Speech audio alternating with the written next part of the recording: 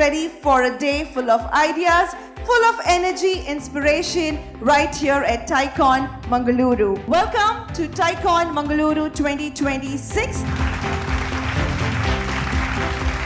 We have a decade vision, 4,000 plus startups, from this region, at least 5 unicorns from our region, at least 250 angel investors, and at least $1 billion of, investment should happen into our startups. And, by 2035, we should have at least 5 billion in exits given from startups in this region. We are constantly looking for any acquisition that we think is interesting, startup which is interesting, because we also acquire startups.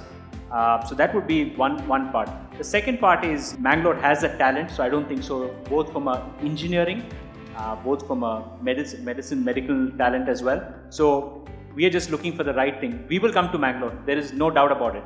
It's only a question of time, so absolutely. Fantastic.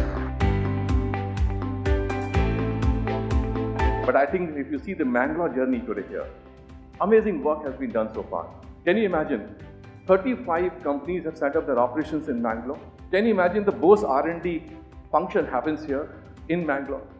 Can you imagine that more than 10 or 12 GCCs are operating from here? And can you imagine 1,000 crores of exits happen from here? Everybody is aligned towards one single goal. It is our people from Mangalore who went out of this place probably 50 years back in search of opportunities, because opportunities were lacking here. Resources were lacking. We didn't have a government which was backing them. Probably that's the time when they went out of this place. Now this is the time for them to come back. Invest here, mentor here, anchor from here.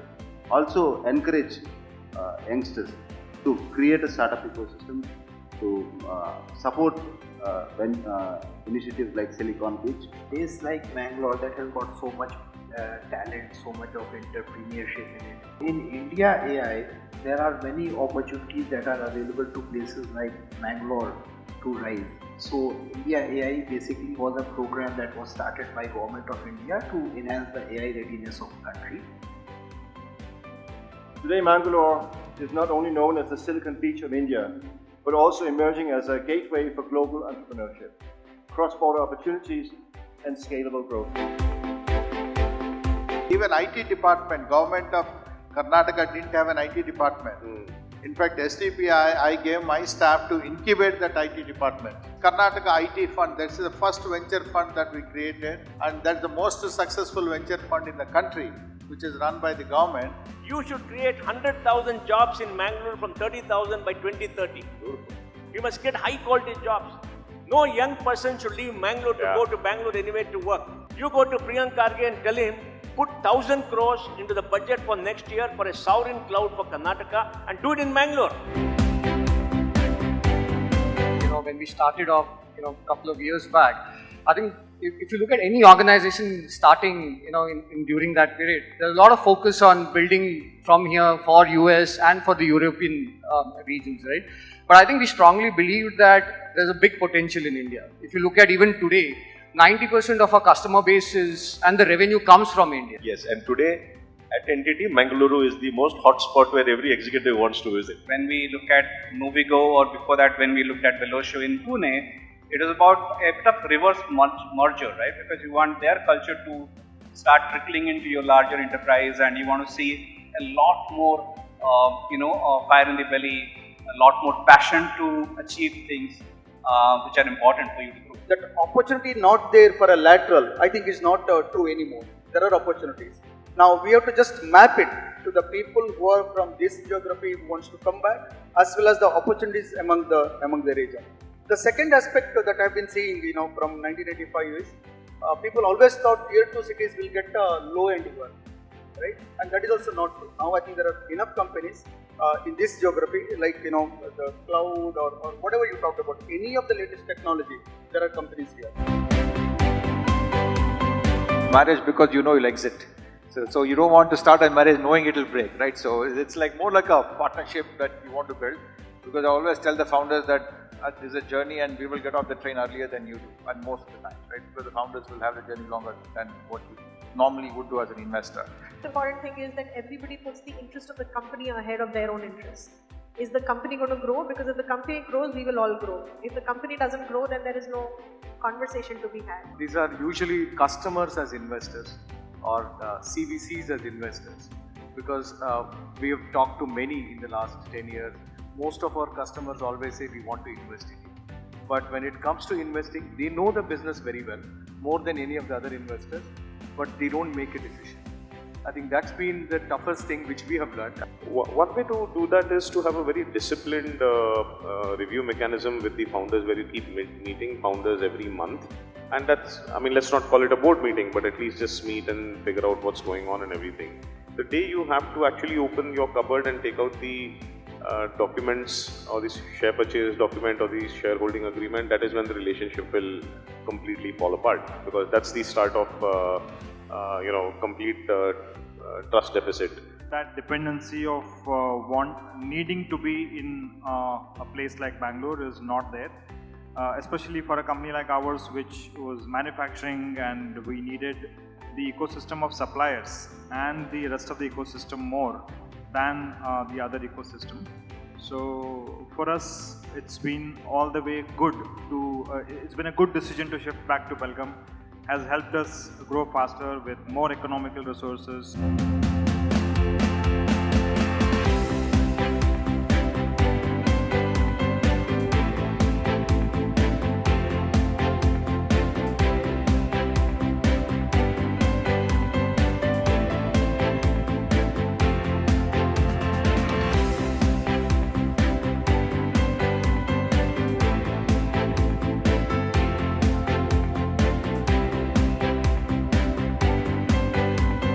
Countries of the world, as well as the companies, have an opportunity to what I call restack.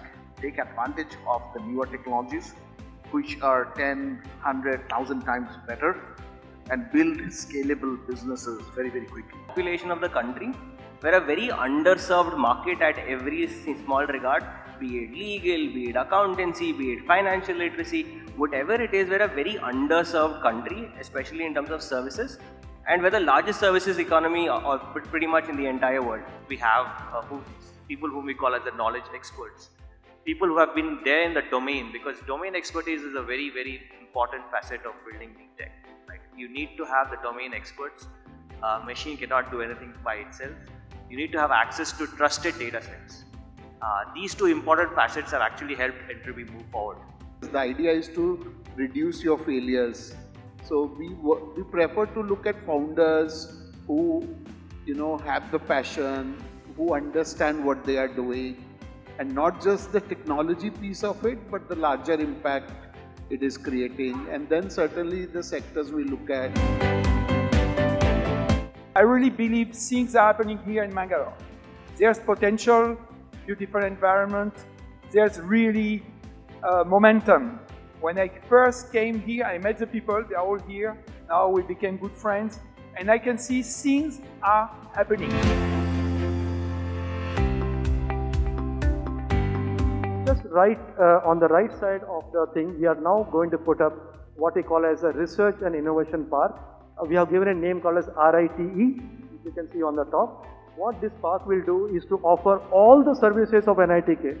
Whether it is continuing education, whether it is talent acquisition, whether it is a co-location, you want to do testing, product innovation, 16 services will be offered to a single window through this research park. Government has committed 200 crores for this project. If we can put in 200 crores from us. I mean, in my case, the opinion in terms of do we have an advantage? I think we do have. I believe that we have an advantage because, at least in my case, I knew the market, I knew the industry, and it was all about finding a new game in that industry. I personally think once you've decided to do it, the universe will conspire to make you successful. I think the first few people that you'll go to talk about your idea are people, your friends, your ex-boss and things like that, right?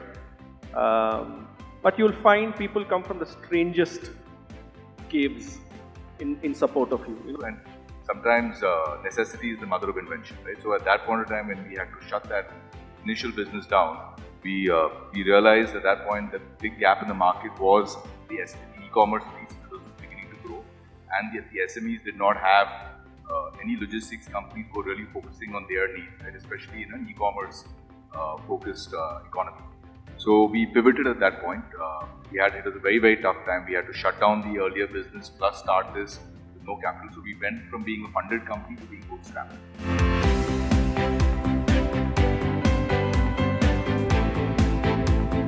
I am in the process of relocating to this region and contribute the best possible abilities here to support this.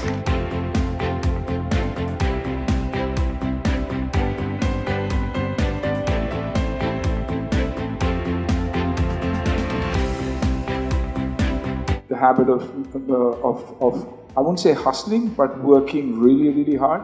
You see our fisher folks, you see our traders, you see our hoteliers, they're willing to work 24/7. When the world is celebrating Christmas and Diwali and New Year, our hoteliers are catering to each and every one of them 24/7. So I think that's what this culture and Tulunadu has given me, and something that I'm very, very proud of.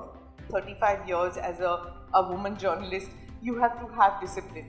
You know, even though I love to say I'm not disciplined, the fact is that unless you reinvent yourself continuously, do something different all the time, you cannot last in this industry. People write you off. India doesn't need unicorns. India needs millionaires, so that those millionaires can give millions of kids jobs. And it's about empowerment and nothing else.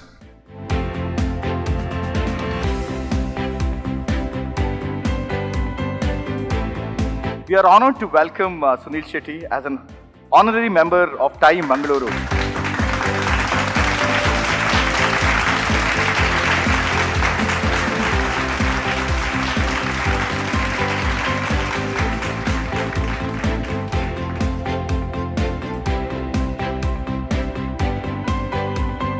We are very pleased to announce that Shyam Prasad Hebbar will be the incoming president of TiECon Mangaluru.